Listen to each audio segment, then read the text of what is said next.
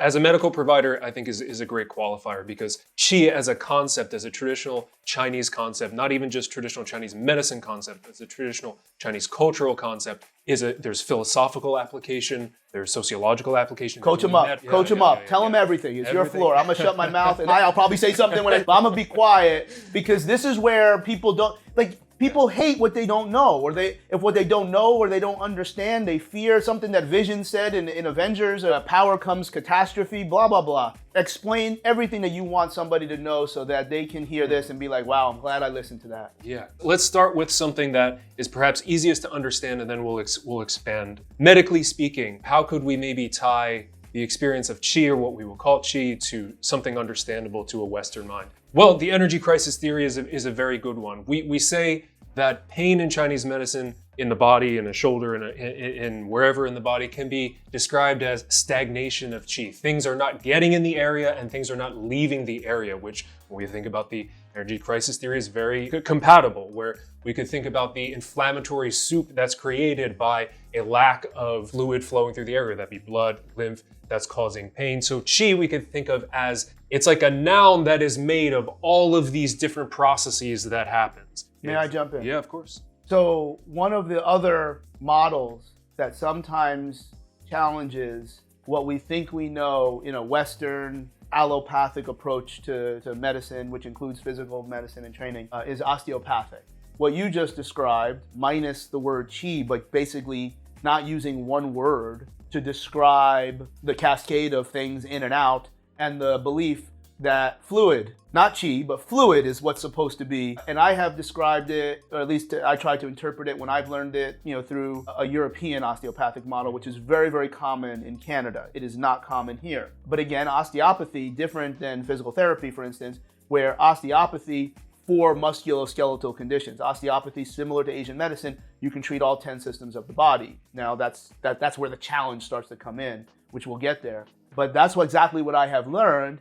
And it's also the suggestion that when you do certain manual therapies or certain exercises, you are doing X to get stuff out of the thing and then get other stuff in. One of the things for musculoskeletal would be the hydraulic qualities of tissue, meaning the dish sponge that you take out of the package from Costco, you can rip it, you can it's very bristly, it's uncomfortable, you can do a lot of things to it and destroy it. As soon as it's wet, you can't do much to it. That's what we want connective tissue to be. And the way you do that is you got to put stuff in. So in order to put stuff in, you got to take stuff out. And so you're saying the same thing. So qi is this suggestion of flow.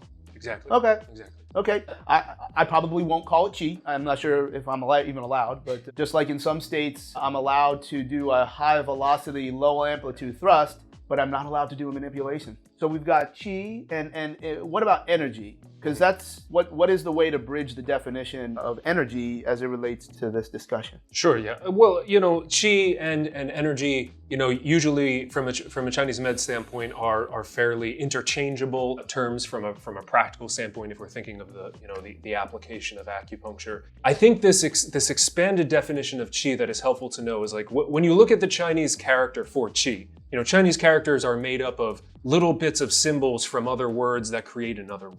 And one of the key central, they're called radicals, radical in the qi character is the radical for rice, which involves a little bit of steam coming off of the rice. And they say that's qi. It's not entirely physical, but you can experience it. There is energy there that has been released and it is moving. And it has this quality of existing between something very structural as well as something that is non-physical but able to be experienced. And that is very much related to this concept of pain in somebody's experience, where we cannot point to it. We can't say that is the thing that is pain. We can point to the thing that hurts, but pain is an experience, but is an experience that cannot be experienced without a body, without a thing.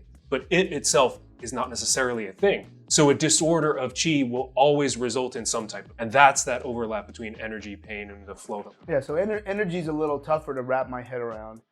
Qi is flow. Energy can be positive or negative. Is that fair? Or sure, no? You can have too much, too little, moving too fast, moving too slow. So if your qi is not ideal, you'll have a buildup of energy. Is that pain? Yes. Yes. And if your qi is differently compromised, and then all of a sudden energy is low, is that also pain? Yes. And in the Chinese medicine model, we distinguish in our evaluation between what we will call pain from chi blockage or excess movement or deficient pain, and we would say they have different qualities. So are you saying sometimes when things aren't going right, sometimes things are moving too much? Yes. And sometimes things aren't moving enough? Exactly. Kind of sound, and look, I swear this is totally off the cuff. Yeah, but look, when people are comfortable talking, like, you're gonna find that sounds an awful lot like mobility and stability.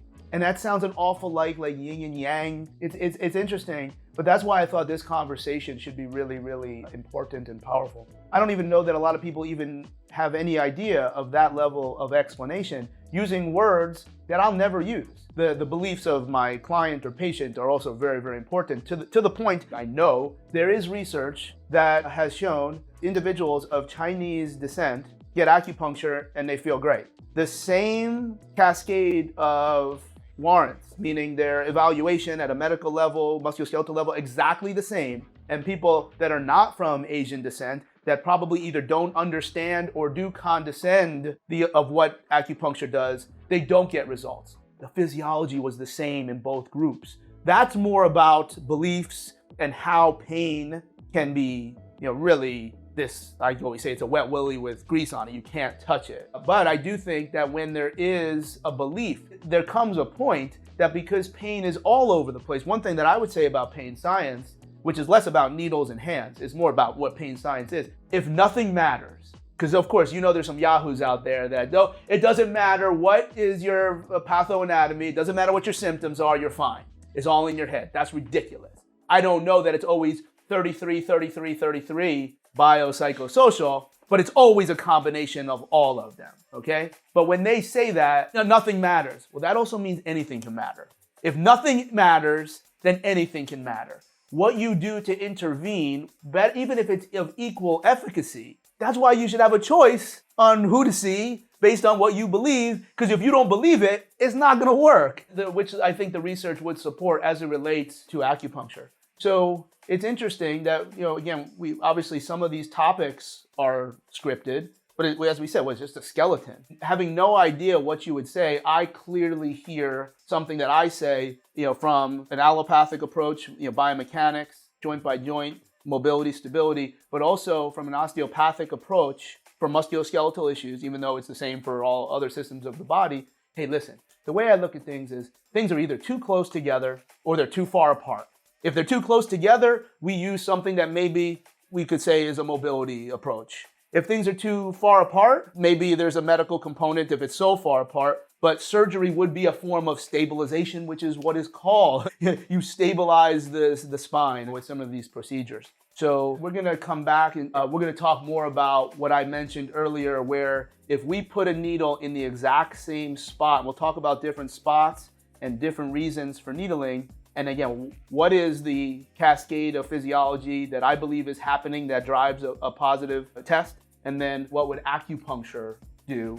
Putting the needle in the exact same spot. We'll talk about, infraspinatus 3 might also be called organ-number. And it's like, dude, it's the same thing. Like the biggest money dry needling approaches seem to have the exact same money in the manual. Like the best stuff. What's the one up and down the spine? We'll leave them with this. Bladder. So whether we call that part of our Thursday NFL package, where the last thing you do is needle the multifidus on every segment. We may not go above C4, C5. There's gonna be a whole bunch of needles on both sides of the body, call it a neural reset. And there is a significant osteopathic approach that, okay, if I can get a little variability in the spine, then my guy is going to be able to tip the quarterback's pass with the tip of his finger if he has that little bit of variability and relaxation to make a play, okay? Except other people like Matt that we work together with some studs, he's going to Asian medicine school and he's like, this is how you put needles in somebody. Look, it's bladder or whatever. I'm like, yeah, it's like, that might be something that's important to talk about since that's a very famous / popular approach. Do you think we can do that when we come back? Sure. All right.